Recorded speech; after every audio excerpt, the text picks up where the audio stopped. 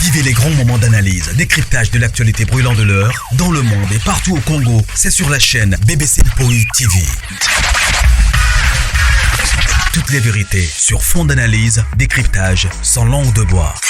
Sur BBC Mpoi TV, on passe au peigne fin, l'actualité brûlant de l'heure.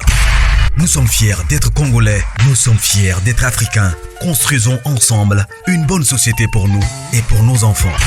Tous à la fière, Yakozala Congolais, tous à la fière, Yakozala Africain, tous à la na Bomoko, poto tonga mboka, pona biso, na banda na biso.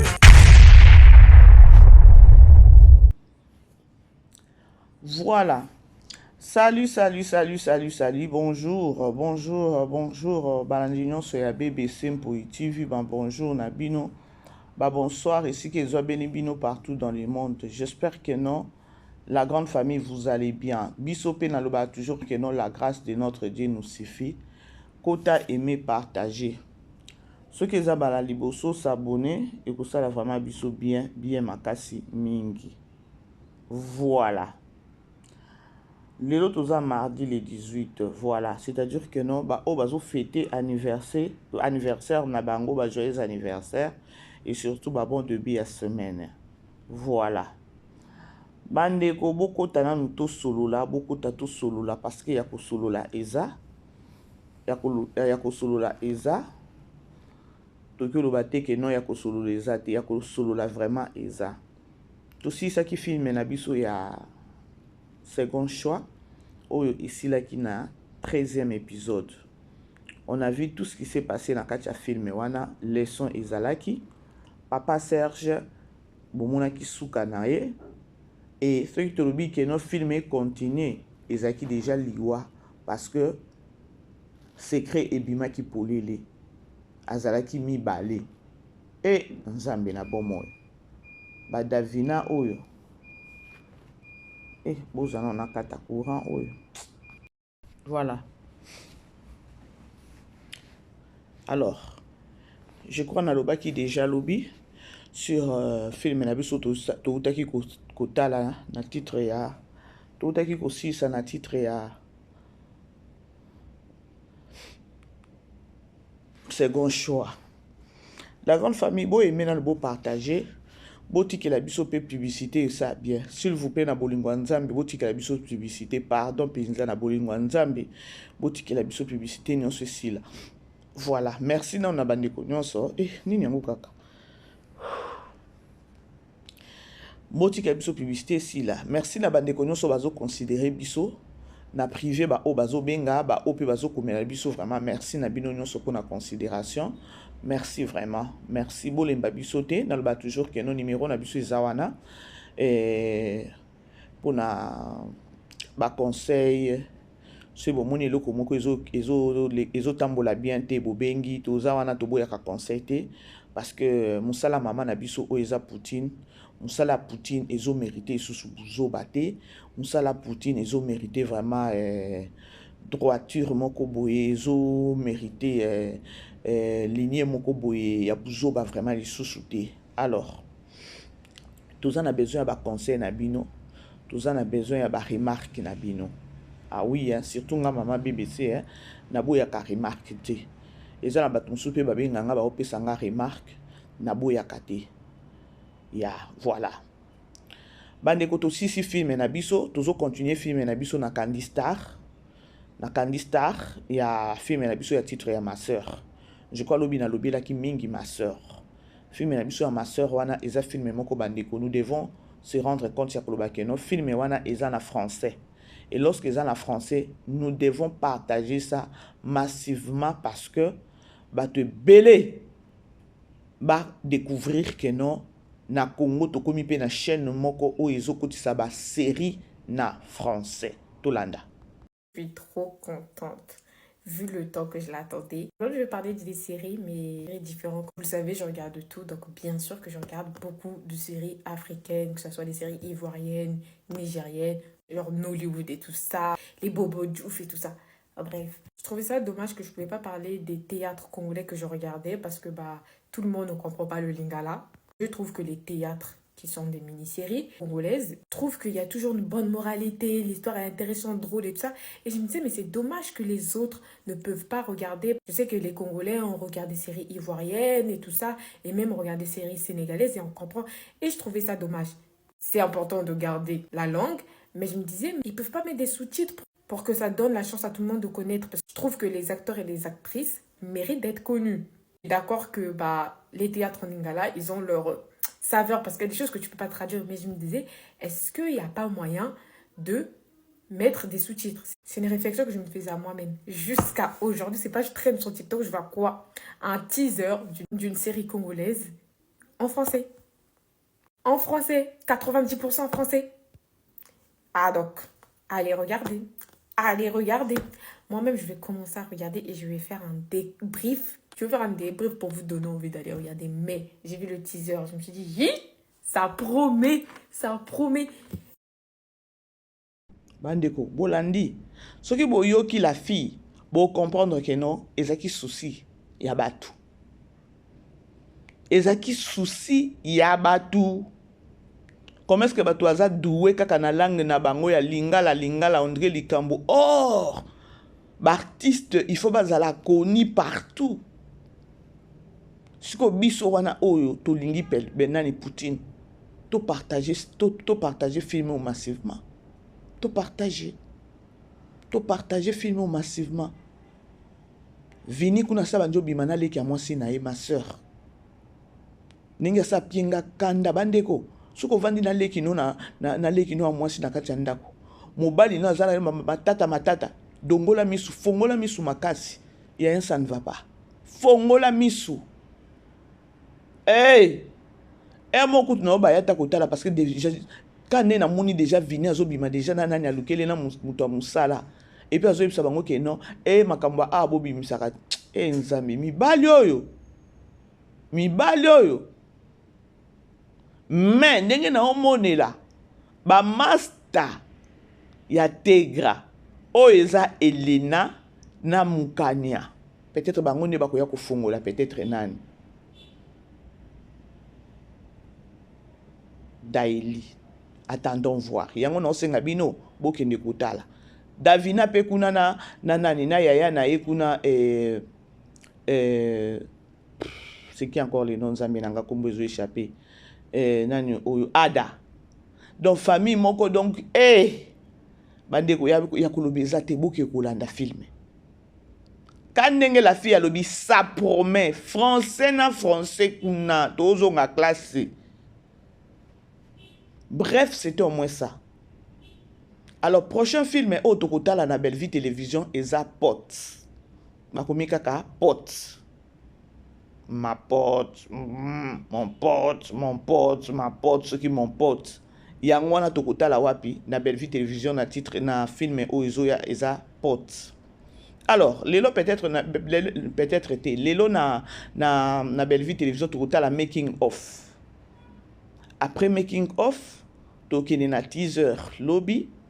Après teaser présentation, il y a Barter oyo bakozala na film na biso ya pote. Et voilà, neto bandi film na biso ya pote. Na film oto uti kotala ya second choix. Na lobaki yango lobi keno na félicité ki ba acteur nyonso. Papa Serge, ce qui botali réaction na ya suka. Non. Papa Serge, à chaque fois, azo améliorer toujours. Papa Serge, aza acteur. Franchement, aza acteur. Nakangi parenthèse. Et là, on y ne sali que non, maman BBC a ça la analyse. Où ils a déjeuné, hein? Ils a vraiment déjeuné. Famille Libota, shalom. Lempoichou, shalom, ba bonjour. Ba koko ya Poutine. Bozo ba kiti bo fanda. Ah, on a yé libino. Famille Libota, lempoichou, na yé libino. Na epe na kandate. Na kandate, mais na yé vraiment bino. Na pire esprit. Famille Libota ya nani ya TikTok. Na yé libino pe. Bozo ba kiti bo fanda. To solo la lokwa mikolo. To yoka na kitoko. Boyo ba bokutu na mama BBC problème nini. Ah na oloba. Je crois lobby biso nyonso tozalaki na esengo ya komona Poutine a se retrouvé, bon même pas qu'on se retrouvé, azaki na audience na ministre ya culture et art na Kinshasa, vu que non azana événement ya 7e anniversaire ya Bellevue TV Production. Biso nyonso toyebi que non événement ezaka moko na 2025, eza événement nini? Eza événement ya 7e anniversaire. Tolanda. Bellevue TV a fêté 7 ans d'existence nango. Et vous allez showbiz mokolo le 29 mars. Bartiste batandenge na ndenge. Yango yo wele la somba bien na po ba surprise kozala yele.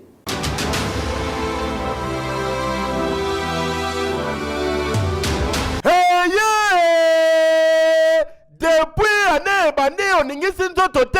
Tala occasion yango yo olata obima osepela na temple ya bartiste ya grande renommée o yebana ezali showbiz yaka ko vivre pe ko fêter 7 ans ya Bellevue TV o ezali cadeau signé Bellard Production andimi à offrir bino spectacle riche en couleurs le 29 mars oyo avec ba one man show oyo ba komema bino na niveau bolingaka bon retrouver ambiance bon retrouver bon humeur oyo nanu bozwa quitté depuis début année avec ba one man show lokola décor ilonga Gladys Aïda, Mama Kalunga, Mama Moseka, Marie-Jeanne Bololé, Gesho Engange, sans oublier Yemoko Bellevue Kandi, à Kozalawana, Pona Kosepelisa bino. Yo mutotuni ngai droit d'entrée, et zali na $10 ya pamba, $30 pona ba place VIP, gagner temps, yo mutolingo habillé, benga na ba numéro oyo, okozala mobimba. Yo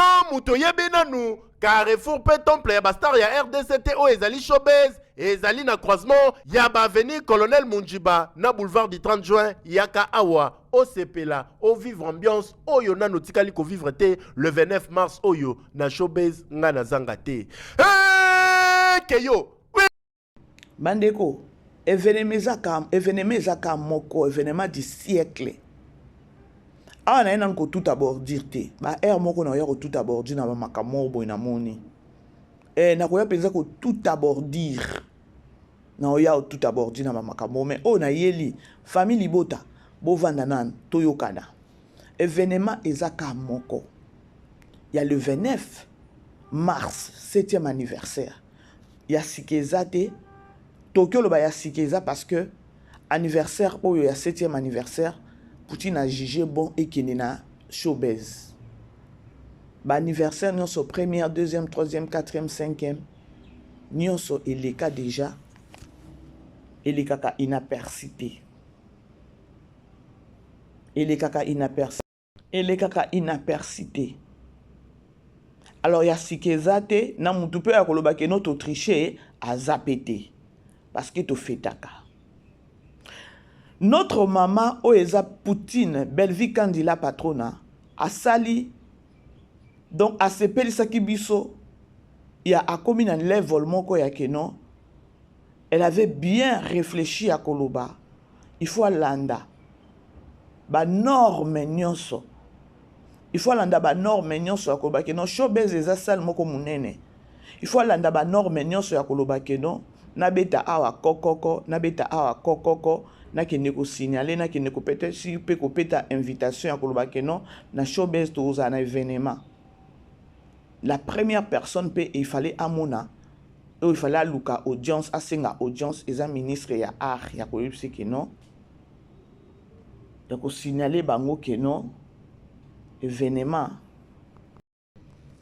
Alors c'était pour nous une grande surprise na pourquoi tomoni ba photo ya Bellevue na papa Serge. Toye bate papa Serge. Papa Serge na Bellevue TV. Bopé c'est la biso ye titre. To ki la papa Serge na biso titre parce que il mérite. Eh, biso famille Libota to sengeli papa Serge na biso titre na Bellevue TV. Eh wow. Bozolanda la grande famille. Alors akendaki ko azaki na audience na ministre na biso kane na lobaki lobi. Si ko boko tout nanga mama bébé c'est problème ango ezanini. Bande ko famille Libota. Toza la batu na miniti oyo. Toza la batu na miniti oyo. Hier, na salaki émission, je vous dis, na salaki na ebité ce qui vous remarquaki, j'avais des larmes aux yeux, na kitisaki na maya miso. Ya koloba bota la mutu o bo fingaka. Bota la papa Serge pe o bo fingaka. Mais aujourd'hui, Dieu a fait grâce. Il y a événement kaka ya showbiz o biso to prier to binzambe. Na sima événement oyo to yoka son. Ya ba porte mususu, ouverture à makambo mususu et la maman biso. Maintenant, pour votre information, bino bato bo finga ka belvi, bino bato bo lobaka mabe, bino bato nini bo finga ka bo lobaka nyonso bo lobaka. Na okyo lobake non, bozanga ka nde mayele parce que avant bo ya ko finga belvi, bo pambola ye. Lelo bo finga belvi. Mais avant qu'on finga belle vie, bo pambola belle vie. Avant bo finga belle vie, bo pambola belle vie. Avant bo finga belle vie, bo pambola belle vie. Et ko pambola o bo pambola belle vie, ndezo kenina ko kisama. Parce que ma finga na bino nzambe a ko consulter, nzambe a ko considérer en ote. Nzamba kotala oebima ya liboso na munoko parce que oebima ya liboso na munoko ezaka sincérité. Oezo bima lelo na minoko na bino to na mitema na bino eza sincérité te ekomi jalousie ekomi mutema mabe. Alors nzamba ko considérer yango te. Nyonso oyo boloba avant lorsque bozaka na mitema ya kofungwama nde kokisama tolanda. Si olobani na ndeko nao. Naloba boyena ndeko nanga Belvi. En tout cas, nzamba pambola parce que oya sali oyo ba TFZ belé oyo sali ba 3 ans lokola ye musupe sali ba 4 ans ba 5 ans. Vous comprenez? Mais tala oyo azo sala. Ezamba liboso pété chaque année à sala yango. Vous comprenez? Troisième saison na ye chaque année à sala yango parce que TV ne sali 3 ans. Troisième saison pe yango azo sala kaka makambo à sala oyo. Vraiment nzamba pambola ye. Quand ça boninga na moi loso quand ça boninga na moi soso moi enveloppe ça tout cas vraiment et le moko nzamba linga rango parce que emso mutu mso azaki na passe emso mutu mso azaki na pamo akoka kukolobate mais l'air azuka kapel à se soulager tant bana ba lié tant bazolo ba merci Seigneur ezo kende wa li pambolé zo ya pas belle vie vous comprenez nzamba pambola ye nzamba sunga ye makamne kende liboso c'est bazaki 100,000 abonnés ba comme 300,000 et kende liboso Bandeko, na ruchi koloba. Bomoni o nyonso. Parce que bango nyonso bazala na belle vie. Na olo bango na mutema mabete. Na olinga juste ka na benda bandeko mususu matoi. Mokilio ezalaka compliqué. Mokilio ezalaka compliqué. Bango tout ba pambola belle vie. Bango tout ba pambola belle vie. Nzambe a continué na kopambola belle vie. Effectivement, Nzambe a continué toujours na kopambola belle vie. Oh lelo bakoya ba fingi. Ezo denda nango parce que eza sincérité te. Nzambe a consultant ako considérer. Pardon, Nzambe a considérer en côté. Nakangi parenthèse. Famille Libota, vous savez pourquoi na bengi bino? Lempo ishue bozawa bokomelanga mama bébé c'est toza awa. Et tozo yo keloko to oyebisa biso. Bandeko, est-ce que bomoni étape oyo Poutine a komi nango? Ezana bato mususu pe bakoloba esali nini? Biso pe ceux qui to luki audience. Ya, koluka audience na maman ministre. Eza teka pona koloba ke non olamuki kaka un bon matin comme ça tu te réveilles tu dis que non na luka audience na maman ministre. Non. Il faut osala peut-être nanani moko oyo eza vraiment tangible pour maman pe ministre ayamba yo. Pour maman ministre pe ayamba Poutine atali déjà ba fiche atali déjà makelele otozo sala pona showbiz amoni yango audience ekoti ba non on doit accepter audience wana parce que azana manifestation maintenant ngai mama BBC na ningina beta sete ne loko moko na biso famille Libota ezala na biso ba communicateur ezala na bino ba fan on n'a plus le temps. Il y a que ça la bourgeois sur les réseaux sociaux na sima ya kombo ya belle vie. Si réellement oza famille Libota ya vrai ye moko belle vie lobaka bo finga te. O azana besoin ko lobela nga a finga mutu te. Bandeko étape au Bellevie à Kominango, to protéger Kombo ya Bellevie dans les bons sens. To protéger Kombo ya Bellevie dans les bons sens. Oh, ezana nous kaka premier épisode. Lobi boyebi deuxième épisode était. Deuxième épisode de kozala pena biyev na biso, comportement na biso. Yaya, omoni biso ba communicateur, connaissez aussi ya koyeba ndenge ya ko travailler lorsque tozo bima na Kombo ya Bellevie. Connaissez de protéger les noms de Bellevie parce que niveau oyo Bellevie a komeli, toza na droit les sous-souter ya ko bima na Kombo ya Bellevie na ndenge moko ya mabe o to ko pesela bato mosusu matière ba finga ba continuer ko finga Bellevie ndenge ba mesana ba continuer mais nous na ngambo na biso neti nga mama BBC na lubango nga lorsque na bimaka na yebaka ndenge na travaillaka na talaka ba coin nyonso ke no tango na oloba awa il faut na protéger mutu na protéger Bellevie ya koloba ke no na pesa matière te ya ke no ba ya ko finga ye. Famille Libota eza na TikTok, eza na biso ba communicateur, eza na bino ba fan, eza na bino famille Libota. Partout na bokendaka na misapi na bino bokendaka ko koma na ba commentaire. Boza na ba réserve na minute. Ce que vous avez besoin, ngana loba kiango je crois na sala ki nani live moko dimanche na moni bato ebele babengi mama BBC makamuka boloba ki dimanche yango ekomi kuku kisama e l'événement nano elekite oui événement nano elekite nazo marteler sur ça biso bato o to sali to tozo bima na Kombo ya Bellevie to tchana mitu na biso ya koloba ke non Bellevie mérite mieux na ngambu na biso lorsque tozo bima na image na ye. Image ya Bellevie tango nga mama BBC na obima na Kombo ya Bellevie nazo mérité te ke non ko ya na buzoba. Bandeko bato ebele batalaka biso bokanisa te ke non batalaka biso te. Namoni batindeli ngai mwa vidéo moko awa balobi ke non ba voisin pe bake ko sala publicité na bango soki publicité ba futi pe quel bout. Yaya, leader azamoko. Leader azamoko. Mais ça fait aussi mal. Bon, non, ça fait mal. D'ailleurs, que ne kana ngo bomo ya koloba ke non ça fait mal. Na sens nini. Bozo vivre avec beaucoup de haine.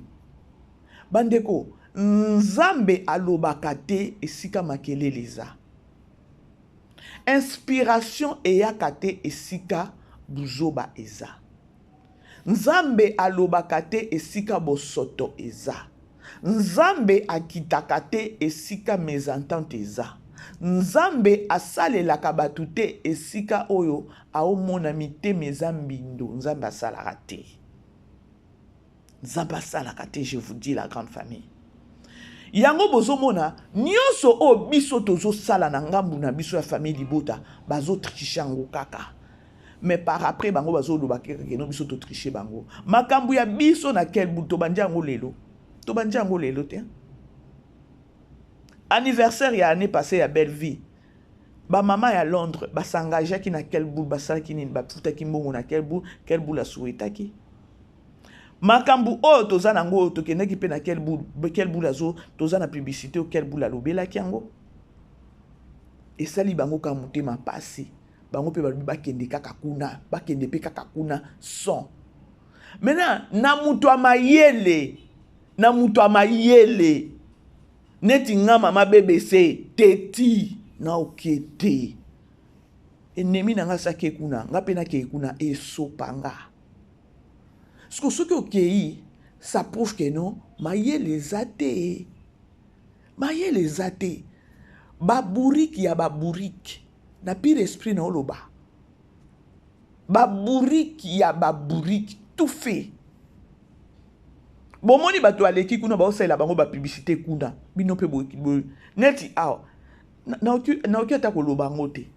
Po ezata ne loko moko te biso famille Libota tokyo lo bakeno to landila bango basala kiso nini na stream nini kuna biso pe to kende to sale lango te po bango bakoya koloba balandeli biso bango nde balandeli biso siko na ministre na quel bout to lobite keno eza ya biso eza privé te quel bout tu perds de l'argent basale de publicité mais via réalité ezoleka basaki bato moko pete ya okeka kuna.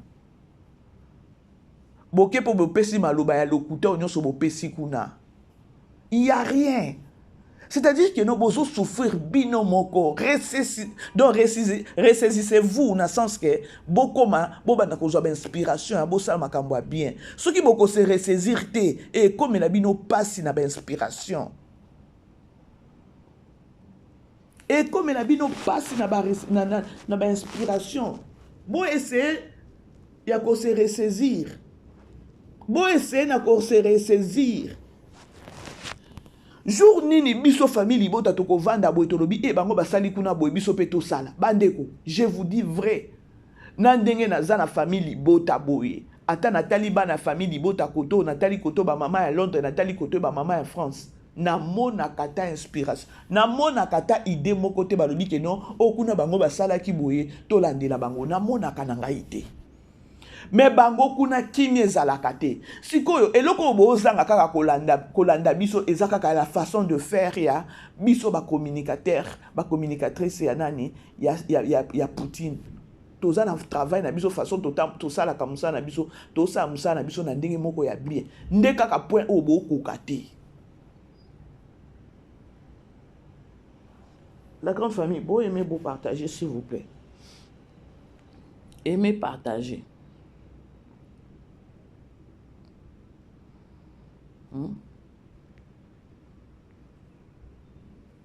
Eza na problème te so boke kuna. Eza na problème te. Bo sa la concurrence na mutu te.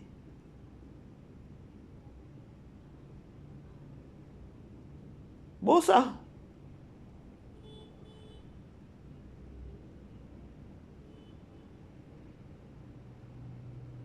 Bozo.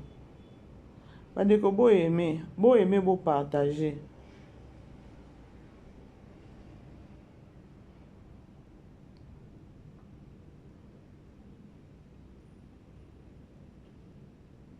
Bozo landa bandeko. Non.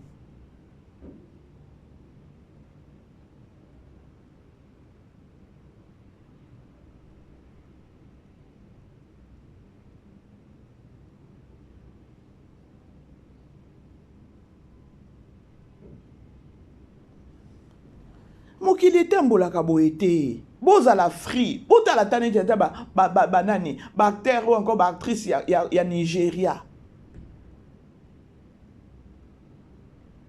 Ceux qui baza na fête, bazo se soutenir bango nyonso. Mais et pas na biso bino moko bo créer kaka donc bo créer guerre na niveau moko bo pas comme possible pour nani. Ce qui botali la personne de Belleville, au monde non, aza loué ya baranking. Elle est plus focalisée na musala.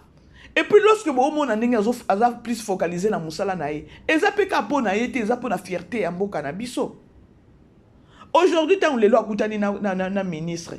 Bon, a huis clos wana ndenge ka ba solo la ki boyebi pété oyo peut-être ba yebisa ki ye. Siko toyebi ke no kaka ndenge ya keneki kuna kotala konani ko azwaki audience na ministre toyebi ke no eza événement ya le 29 événement ya le 29 akoki ko kende akoki ko sala événement wana sans pour autant ko mona ministre ya arte wana vraiment eza ba norme à landité ou encore à respecter te na logique il fallait vraiment alanda ba norme wana ya koloba ke no na mona ye aluka audience. Siko tozana bino boko mona bakoluka eloko moko boye bakoluka kaka keno akene pe kokutana siko okene kokutana bino nanu na minute au Congo mobimba bayebi keno bango bafingaka bandeko eza concurrence te nde loko nga nazolinga koyebisa bandeko ba voisin to ça la concurrence te concurrence yango soki bolinga bo ça la concurrence na mutu ya mayele moko ya normal. Bino ezotika la take no boboma mutu.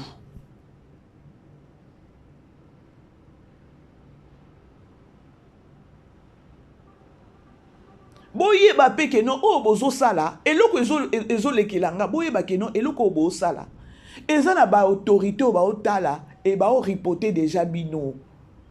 parce que bapesi oh très bien oh bapesi epe que non oh très bien te mais bakomono pe bo bapesi oka mbote félicitations mais babi oyo te bref nayelaki na ngai eloko wana te nayaki na ngai juste ka mpona koinforme mpona koyebisa bino famille mpona koyebisa biso famille libota toza lisusu bato moko toki kotambola na erreur te biso bacommunicateur bacommunicatrice ya famille libota totala niveau o mama na biso akomeli audience na ministre koto oyo bokoyoka keno mama BBC abimi kuna azofinga bon nalopesi exemple mama BBC mpe afingaka te boyoki koto mama Esther MM abimi kuna azofinga koto oyo nani Poutine aza na audience na ministre mais bacommunicateur na ye bazofinga ça ne sonne pas ezo sonne kitoko te level oyo eza level moko nalobaki navandaki kanga moko na butu navandi nalobi na ndeko moko pe abengaki ngai alobi mama BBC pomoni niveau oyo Poutine akomi nango vous les communicateurs bacommunicatrices na miniji oyo bobongisa musala na bino parce que musala na bino nalandaki live na yo ya dimanche obandeki koloba babiloko moko ya koloba kenon prière na yo eza kenon après événement oyo ba porte mususu efungwamela Poutine déjà oyo kaka le fait aniati kaka audience oyo azwaki na ministre eza déjà ouverture déjà ya porte toyebi ata na politique bandeko toyebi ke non oyo aza na bacommunicateur na ye toyebi pe ke non président de la république aza na bacommunicateur na ye toyebi pe ke non vice ministre aza na bacommunicateur na ye toyebi baza ezalaka déjà eza nango eloko asika eza te mais to défendre peut-être mutu na yo dans le bon sens ezalaka kaka mafinga te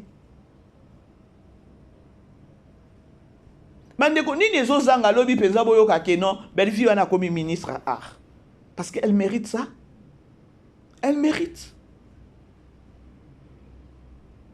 Belleville ezomérite yango bandeko bomona yango lokola G mais Belleville ezomérite maîtrise de soi azanango mayela mutu azanango art atangela yango français na munoko alobaka ba tactique nyonso ya art ayebi yango siko nini ezanga pe lobi azanga kozala peut-être ministre ya art auki ozala nango auki ozala tolobi te ke no to push ye akende kozala non wane komi volonté ya Nzambe.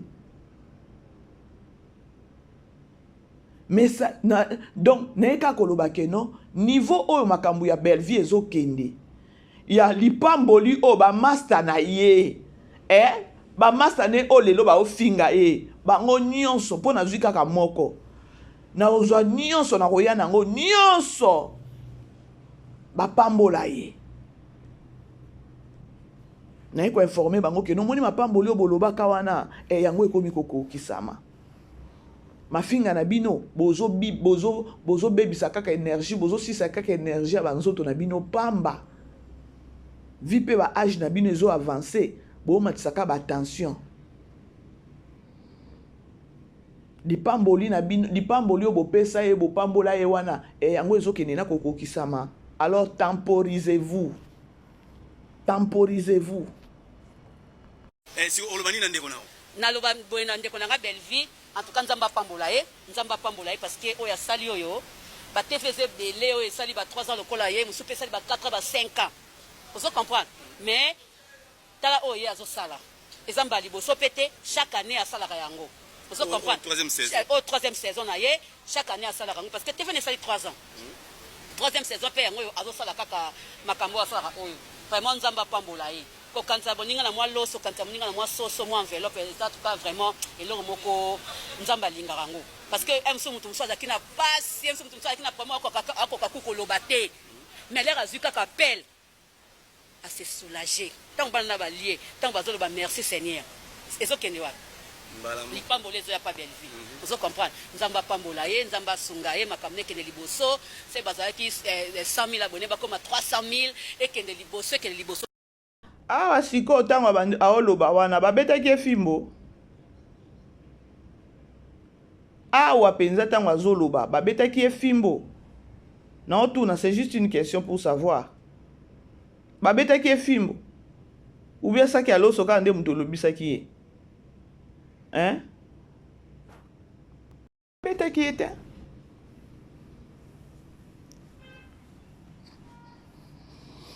très bien habillé accoutrement moko donc otali une femme respectueuse à l'africaine pour ayebaki azokende kokutana na madame la ministre accoutrement posé aboloba nini boke olatela bato bademi soki babiloko nini yango wana mipende nyonso libanda non oyo obima moins sérieuse pamba moins sérieuse pamba ntango bayebisaka bino ke no liputa mpe liputa epesaka mwasi mpe valeur liputa epesaka mwasi valeur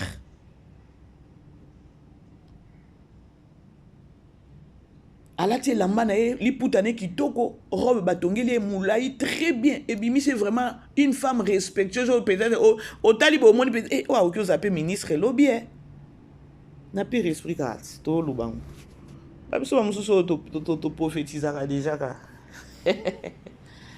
ewo alors c'est au moins ça la grande famille c'est au moins ça niveau oyo Poutine akomeli nango bato mosusu baloba niveau nini kaka akutani na mama ministre po kaka akutani na premier ministre mpona nini kaka niveau nini papa mama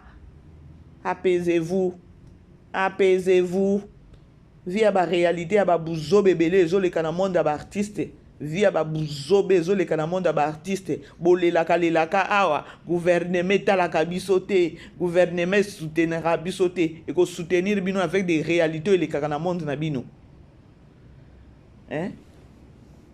est-ce que boyeba peut-être soki basoutenaka bino te vi peut-être ya bacomportement na bino artiste comédien ozosala sortie médiatique mpona koya korépondre moninga na yo artiste ozosala sortie médiatique mpona koya kofinga moninga na yo artiste comédienne olobima artiste comédien olobima osala sortie médiatique yaka solola na bafane na yo artiste comédien sala sortie médiatique yaka opesa position ya koloba keno na bafane na yo lobi keno na obimisela bino filme boye te artiste comédien ozoya koloba motema mabe ya bacomédien mosusu tolingani te boye ozo kobimisa babiloko moko boye oyo eza yango te artiste comédien aza mutu oyo asalaka sortie médiatique pamba te artiste comédien ntango ozosala sortie médiatique ozoya na eloko moko boye obimisi mpenza bato babi ok ça va ils n'ont pas artiste comédien azobima nabenga ye patrona wapi mais obenga ye patrona wana abebisi théâtre siko gouvernement kotala bino ernine boza batu moko ya bilobela batu moko boye boza na sens ya kibomoto te belle vie soki bomona belle vie ti na ba niveau oyo c'est parce que aza na grandeur à esprit et surtout à l'école na bande de l'école bon imaginez peut-être belle vie à l'école na bande de l'école teningo lingo zandeni quelque part il faut to lobela yango grandeur esprit à belle vie position nyonso za nango ba poser nyonso za ngo na ba futilité nyonso les kaka na réseaux sociaux c'est parce qu'à l'école pe na bande de l'école azo pe éducation ya bien poso to bito zo ba télé si oyo to zo ba gabi oyo façon ba bimaka oyo ata bino moko ata gouvernement ngo za na besoin ko soutenir bino ko soutenir lo ko ba ayaka ye pe achepe mo munoko ngambu achepe munoko côté moko azo loba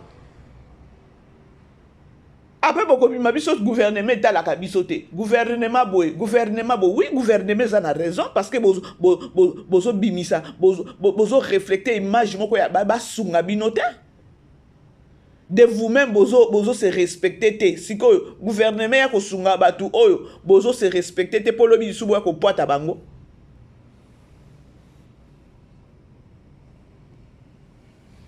la grande famille bo aimer beau partager belle vie elle fait la différence.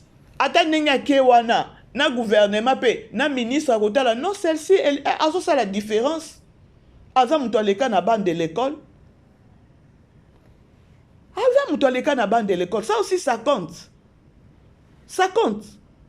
lelo buzobe koti ebele na monde ba artiste poni soko tali bato ebele o babimaka au moins mike quelques bato kaka o babimaka pe batanga au moins pesa que non a perda na e pedal wana ngana lobaka na nga wana eza pesa singa famille gouvernement kotala bino ndenge nini bino moko na bozo se respecter te bino moko bozo se respecter te siko boye bisanga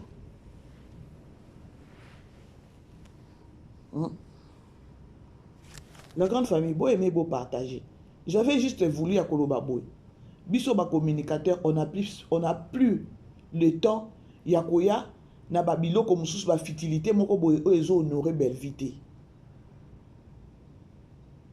level ya belle vie et sali siko na minute ya koloba keno nous ba soi-disant ba communicateur ba communicatrice ba soi-disant ba jalelo ba soi-disant biso ba jalelo oyo total la peine ndenge ko sala musala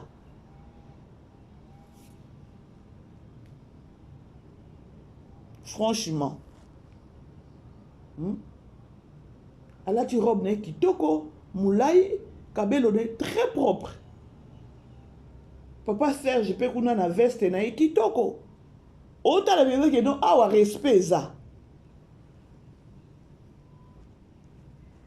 abeta nana tout en moi bordi muke délaisse place na ok kolobani artiste comédien de moko boye oyo asasali ba na oloba kaka bandeko tant na koti sikombo ne bolibisa na sens que non na ramener savoir na bino c'est par là vous allez vite comprendre que non différence c'est ça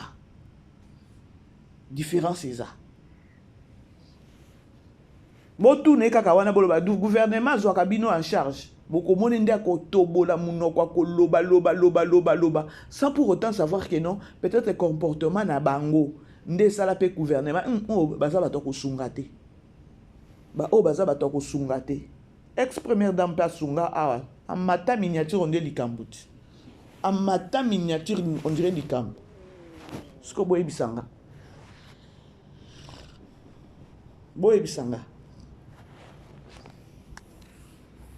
alors bref la grande famille Libota tous alawana toujours ensemble pour soutenir Poutine événement ezaka moko ya le 29 7e anniversaire ya Bellevue TV production bande konyoso boza libanda boza na besoin kosomba ba billet ba numéro eza wana ba o baza na besoin kosomba ba billet basunga peut-être babi anga na kosombela ta ba orphelin ba 16 ans baza 17 ans 18 ans baza numéro naza numéro moko ya Tigo na peso na privé na ebiso na kolo numéro na pesio ocheli mutu wana mbongo ye moko ndawa yeba ndenge okende kofutela ba orphelin wana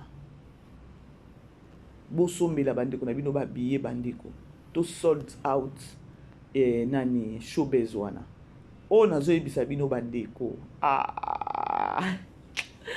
na ba recherche na ngai nga pe naza pe songere naza pe songi munene lobi na solo la kina mutu moko boye paza aza invité surprise mais na oyebisa bino yete bokanga ka lelo nde na yebisi bino ke non lobi na solo la c'était vers 22h na solo la kina invité surprise moko yepa kozala na showbiz oh non na solo la kine à partir ya réalisateur nanga moko boye lobi na butu na ndako to solo la kaka ya ko solo la na ebi muto oyo ya solo ya na benga ya benga ya solo bon nga kutu naza pe invité surprise voilà na fongoli kabino eloko na bokanga après événement na oyebisa bino kino na solo la kana yebisa nga keno vous allez inviter surprise non ça sera kitoko makasi je vous dis ba invité surprise ba ozala na événement wana bandeko nga kutu na regretter na ozala te mais totinda ka bato bazala bakende totinda bato bandeko je vous dis événement wana ekozala chaud ezala événement moko oyo tokosala ta 2 mois tolobela ngo après le 29 tokosala ta 2 mois tolobela tokosala ta 2 mois tozolobelela on a nazo bisabino to ça la date des mois pour préparation y événement wana ah yango na bisabino bandeko au moins ne ba sisi na bango ba voisin ba sisi na bango na ba sisi na bango ba 5 mois ceux qui 5 mois 5 ans na bango wana et inspiration siko ekomi keno ba longola sikoyo buzo ba moko boye ou ba longola biso ba kotisa biso na distraction je crois na yebisa ki bino l'autre fois ba cibler ba caméraman ceux qui trésor ceux qui trésor na les défenseurs et le moi bongo après na banana mike o ba koti pas belle vie ya matière isa bio on a yebisa bino no ko sabino te nga penza na koma sous-marin ngo mona ba mama wana sous-marin penza na beleli déjà eza loko alokuta ya côté ba cameraman mais balobi ke no ba kolobela ngo po basa nini balongola bato na distraction. Vous comprendre? Yeah, c'est au moins ça. Événement zaka moko tokei si olobani na ndeko nao naloba boye na ndeko na nga belle vie en tout cas nzamba pambola ye parce que oya sali oyo ba TFZ belé oyo sali ba 3 ans lokola ye musupe sali ba 4 ans ba 5 ans. Vous comprenez? Mais tala oyo azo sala ezamba liboso pété chaque année à sala yango. Vous comprenez? Troisième saison na ye chaque année à sala yango parce que TFZ sali 3 ans. Troisième saison pe yango azo sala kaka makambo asala oyo. Vraiment nzamba pambola ye. Ko kanza boninga na mwa loso kanza boninga na mwa soso mwa enveloppe ça tout pas vraiment elongo moko nzamba linga rango parce que mso mutu mso azaki na passe mso mutu mso azaki na vraiment akoka kukoloba te mais l'air azuka kapel à se soulager tant bana na balier tant bazolo ba merci Seigneur ezokende wa lipambola ezo ya pas belle vie vous comprenez nzamba pambola ye nzamba sunga ye makamne kende liboso c'est bazaki 100 000 abonnés ba comme 300 000 et kende liboso. Pour votre information, ma pamboli nyonso na bopesa e yango wana eza déjà ezolata nzoto ma finga na bino nyonso edendaka ma pamboli na bino nde ezolata nzoto ma finga esa nini ezodenda. Alors c'est au moins ça bande kolobi na lelaki ta na moni papa Serge na bise Papa Serge, nous beau finga. Bino? Belle Vie TV a fêté 7 ans d'existence dans haut. Et vous allez voir, on a showbiz le 29 mars. Baptiste batanenge na ndenge. Yango yo wele la somba bien na po ba surprise kozala yele.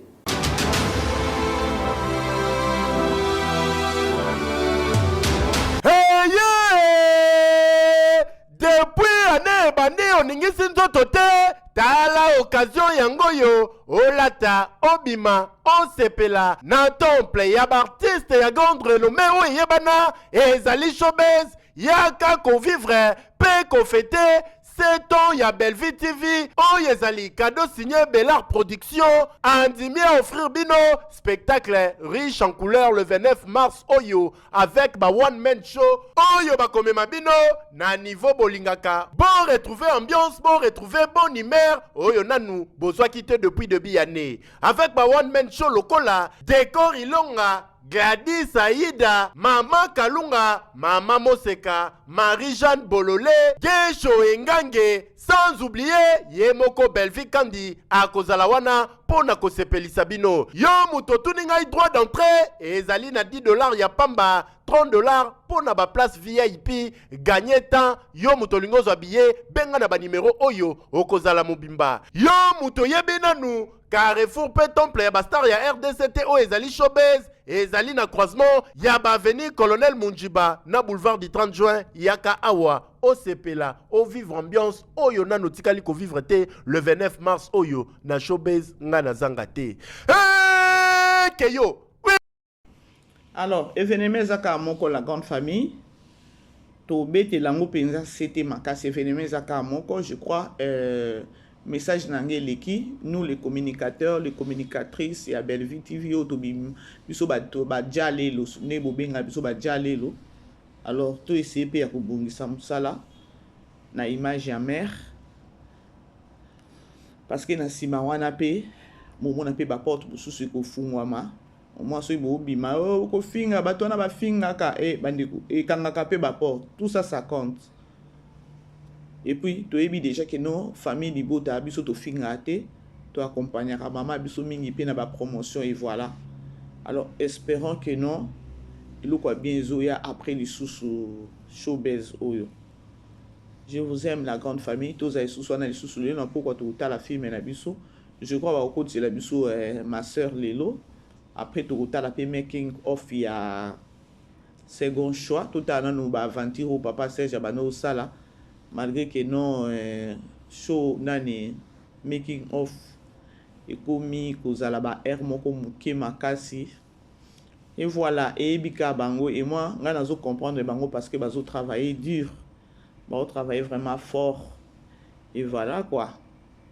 Alors la grande famille je vous aime ba o dans toute ici mitema bolimbisa monoko oyo lobaki belé ba maman famille libota ya France et à Londres botelema et les venemés à moko ya le 29 bo bouger et ça bien. Je vous aime bien tokutani bandeko na pourquoi pour na make it off na ma soeur na Candy Star. Bisous, bye. Vivez les grands moments d'analyse, décryptage de l'actualité brûlante de l'heure dans le monde et partout au Congo. C'est sur la chaîne BBC Mpoi TV. Toutes les vérités sur fond d'analyse, décryptage sans langue de bois. Sur BBC Mpoi TV, on passe au peigne fin l'actualité brûlante de l'heure. Nous sommes fiers d'être Congolais, nous sommes fiers d'être Africains. Construisons ensemble une bonne société pour nous et pour nos enfants. Tous à la fière, Yakoza la Congolais. Tous à la fière, Yakoza la Africain. Tous à la na Bomoko, Poto Tonga Mboka, Pona Biso, na Banana Biso.